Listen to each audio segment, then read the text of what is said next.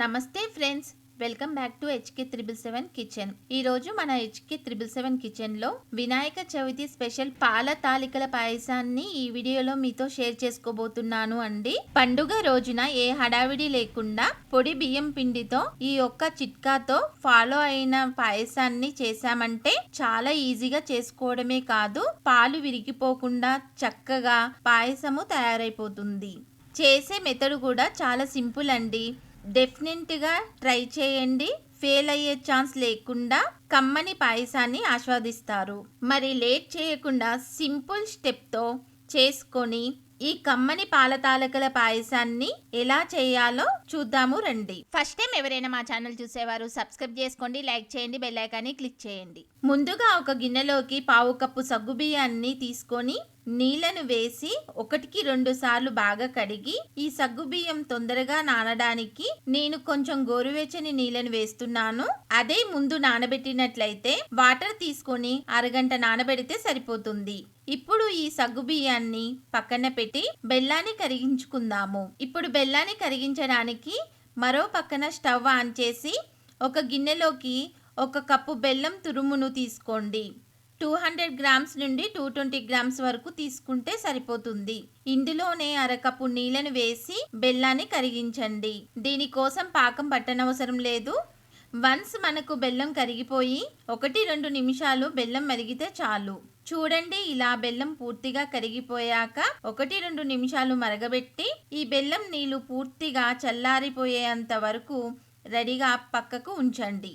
బియ్యపు పిండిని కలపడానికి ఒక ప్లేటుని తీసుకొని మనం ఏ కప్పుతో అయితే బెల్లం కొలిచి తీసుకున్నామో అదే కప్పుతో 1/4 కప్పు పొడి బియ్యం పిండిని తీసుకోండి. మీరు ఇంట్లో తయారు చేసిన పిండినైనా వాడుకోవచ్చు. ఇదే కప్పుతో నీళ్లను కూడా 1/4 కప్పు వరకు తీసుకొని స్టవ్ ఆన్ చేసి బౌల్లోకి తీసుకుందాము. ఇందులోనే మనం చేసే తాలికలు చప్పగా రాకుండా ఉండడానికి 1 టేబుల్ స్పూన్ వరకు బెల్లం తురుమును తీసుకొని బాగా వేడి చేయండి. ఇందులో వేసిన బెల్లం కరిగిపోయి ఈ నీళ్లు వేడి అవ్వాలి. ఇలా చక్కగా వేడి అవుతున్నప్పుడు స్టవ్ ఆఫ్ చేసేసి మనం తీసుకున్న బియ్యపు పిండిని తీసుకోండి. అలాగే ఇలా పొడి పిండితో ఇన్స్టాంట్ గా చేసినప్పుడు తాలికలు అనేవి ఇరిగిపోకుండా ఉండడానికి ఇందులోకి మనం 1 టేబుల్ స్పూన్ గోధుమ పిండిని తీసుకోండి. ఇలా మనము గోధుమ పిండిని కానీ లేదా మైదా పిండిని కానీ వేసి చేస్తే తాలికలు ఉడికేటప్పుడు విరిగిపోకుండా ఉంటాయి. ఇక్కడ నేను హెల్దీగా చేయడానికి గోధుమ పిండిని తీసుకున్నాను. మీకు కావాలంటే మైదా పిండినైనా వాడుకోవచ్చు. ఒకసారి అంతా కలిసేలా బాగా కలిపి ప్లేట్లోకి తీసుకోండి. సో ఇలా తీసుకున్న పిండి వేడిగా ఉన్నప్పుడే ఆ వేడి అనేది చేతికి తగలకుండా కొంచెం కొంచెం చేతిని తడి చేసుకుంటూ పిండిని బాగా కలపండి. మీకు మరీ పొడిగా అనిపిస్తే లైట్ గా నీళ్లను జల్లి పిండి ముద్దలుగా వచ్చేలా కలపండి. వేడి మీదే ఇలాగా ఒత్తి తీసుకుంటే పిండిలో జిగురు అనేది చక్కగా ఫామ్ అవుతుంది. అలాగే తాలికలు కూడా విరిగిపోకుండా చాలా బాగా వస్తాయి. కాబట్టి మీరు కూడా చేతిని తడి చేసుకుంటూ వేడి మీదనే బాగా ఒత్తి తీసుకోండి.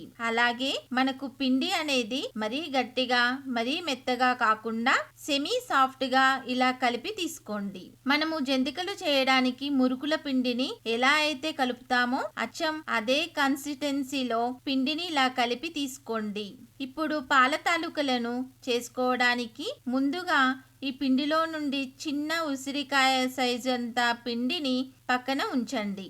ఈ పిండి ముద్ద అనేది పాయసం కన్సిస్టెన్సీని చిక్కగా చేసుకోవడానికి పక్కన పెడుతున్నాను. ఇప్పుడు మిగిలిన పిండిని తాలికల ఒత్తి తీసుకుందాం. ఇక్కడ నేను సింపుల్ వేవ్ లో చేయడానికి జంతిక మిషన్ లో కూడా చేసుకోవచ్చు. ఇలా 3 హోల్స్ తో ఉన్న బిళ్ళను తీసుకొని జంతిక గొట్టానికి సెట్ చేసి తీసుకుందాము. అదే మీ దగ్గర జంతిక మిషన్ లేకపోయినా లేదా చేతితోనే చేయాలని అనుకున్నా కొంచెం కొంచెంగా పిండిని ఇలా తీసుకొని చెక్క పైన కానీ లేదా ప్లేట్ పైన కానీ ఇలా తాల్చి తీసుకోవడమే. మరీ పెద్దగా కాకుండా ఈ సైజులో ఉండేలా చూడండి. ఇప్పుడు వీటిని ప్లేట్లోకి తీసుకొని మిగిలిన పిండిని జంతిక గొట్టంలోకి తీసుకొని సెట్ చేసుకొని పక్కన రెడీగా ఉంచుకోండి. ఇప్పుడు పాయసము వండడానికి ఇలా గిన్నెను కానీ కడాయిని కానీ తీసుకొని 2 కప్పుల వరకు నీళ్లను తీసుకొని ఈ నీళ్లను కొంచెం వేడి చేయండి. ఎప్పుడు అయితే నీళ్లు కొంచెం వేడి అవ్వడానికి స్టార్ట్ అవుతాయో అప్పుడు ఇందులోకి మనము నానబెట్టిన సగ్గుబియ్యాన్ని తీసుకొని 4-5 నిమిషాలు ఉడికించండి. పెద్దగా టైం పట్టదు, ఆల్రెడీ సగ్గుబియ్యం నానిపోయాయి కాబట్టి త్వరగానే ఉడికిపోతాయి. అలాగే మనం ఈ టైంలో సగ్గుబియ్యాన్ని మరీ ఎక్కువ కాకుండా సగం వరకు ఉడికిస్తే సరిపోతుంది. ఇలా సగ్గుబియ్యం సగం వరకు ఉడికాక ఇందులోకి 4 కప్పుల పాలను తీసుకోండి. అంటే 3/4 లీటర్ వరకు పాలను తీసుకోండి. ఇలా 750 ml వరకు పాలను తీసుకున్నాక పాలను బాగా వేడి చేయండి. మనము పాలను వేయడానికి ముందుగా పాలు అనేవి చక్కగా వేడి అవుతూ ఉండాలి. అప్పుడే మనము తాలికలను యాడ్ చేయాలి. పాలు ఇలా చక్కగా మరుగుతున్నప్పుడు నేను తాలికలను అన్ని చెక్క మీద చేతితో చేశానండి. చేసినవన్నీ నేను ప్లేట్లో తీసుకొని ప్లేట్లో ఒకదాని తర్వాత ఒకటి పాలల్లో వేస్తున్నాను. ఎక్కువ ఉంటే జంతిక గొట్టంతో కూడా మీరు చేసుకోవచ్చు. జంతిక గొట్టాన్ని ఒత్తి పొడవుగా కట్ చేసుకుంటూ పాలల్లో వేసుకోండి. అలాగే ఒక దిక్కు పాలు మరుగుతున్నప్పుడు ఇలా తాలికలను వేయడం వల్ల తాలికలు అనేది ఒకదానికొకటి అతుక్కోకుండా ఉంటాయి. అలాగే విరిగిపోకుండా చక్కగా ఉడుకుతాయి. ఇలా మొత్తము తాలికలను వేశాక ఇప్పుడు ఈ తాలికల్ని మరీ ఎక్కువగా కలపకుండా మధ్య మధ్యలో స్లోగా కలుపుతూ 4-5 నిమిషాలు ఉడికించండి. మరో పక్కన మనము పక్కన పెట్టిన చిన్న పిండి ముద్దను ఒక బౌల్లోకి తీసుకొని కొంచెం నీళ్ళని వేసి పిండి ముద్దలు లేకుండా చేతితో బాగా కలపండి.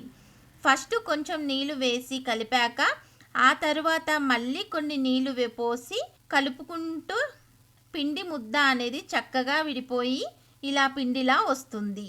మరో పక్కన పాయసము కూడా చక్కగా ఉడుకుతుంది. తాలికలు ఉడికాయా లేదా తెలియడానికి ఇలా తాలికలను తీసుకొని మనం నొక్కి చూసాము అంటే మెత్తగా అయింది లేనిది ఈజీగా అర్థమైపోతుంది. మరి గట్టిగా కాకుండా సాఫ్ట్గా వచ్చింది అంటే తాలికలు ఉడికిపోయినట్లే. ఇప్పుడు ఇందులోకి ఇందాక కలిపిన పిండిని తీసుకొని మరొక 2 నిమిషాలు ఉడికించండి. 2 నిమిషాల తర్వాత కొంచెం గ్రే చేసుకున్న పచ్చి కొబ్బరిని తీసుకుంటున్నాను. 1 టేబుల్ స్పూన్ వరకు తీసుకుంటే సరిపోతుంది. అలాగే మనము పచ్చి కొబ్బరిని ముందు కాకుండా చివరిలో తీసుకుంటే దీని ఫ్లేవర్తో రుచి అనేది చాలా బాగుంటుంది. అలాగే ఇదే టైంలో బెల్లం సిరపుని తీసుకోవడానికి మంటను లో ఫ్లేమ్లో పెట్టి కానీ లేదా స్టవ్ ఆఫ్ చేసి కానీ బెల్లం సిరపుని ఇలాగా వడకట్టి తీసుకోండి. చాలామందికి బెల్లం సిరపు తీసుకునేటప్పుడు పాలు విరిగిపోతాయో ఏమో అని టెన్షన్ పడతారు. అలాంటి వారు స్టవ్ ఆఫ్ చేసేసి ఇలా బెల్లం సిరపును తీసుకోండి. అలాగే మనము బెల్లం సిరపును తీసుకునేటప్పుడు బెల్లం నీళ్ళు అనేది కంప్లీట్గా చల్లారిపోయి ఉండాలి. అలా చల్లారిపోయిన బెల్లం నీళ్లను ఇలా వేడివేడి పాయసంలోకి తీసుకున్న పాలు అనేవి విరిగిపోవు. బాగా కలిపి లో ఫ్లేమ్లో 2 నిమిషాలు ఉడికించండి. అలాగే ఇలా ఉడికిస్తున్నప్పుడు పాయసం కన్సిస్టెన్సీ కొంచెం పల్చగా అనిపిస్తుంది. ఎలా అయితే చల్లారుతుందో అలా కాస్త చిక్కబడుతుంది.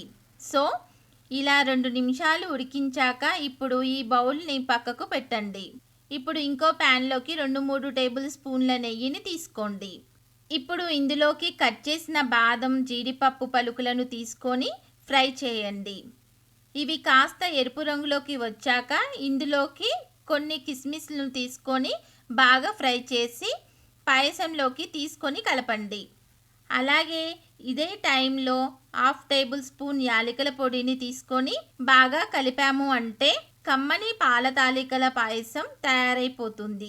ఇలా తయారు చేసిన పాల తాలికల పాయసాన్ని ఆ గణనాథునికి సమర్పించి అంతా శుభమే జరగాలి అనుకొని కోరుకుందాం. మీరు కూడా ఇలా పండుగ రోజున చేసి మీకు ఎలా వచ్చిందో కింద కామెంట్లో చెప్పడము మర్చిపోవద్దు. మరిన్ని టేస్టీ రెసిపీ కోసం మన ఛానల్ని ఫాలో అవ్వండి. Thanks for watching.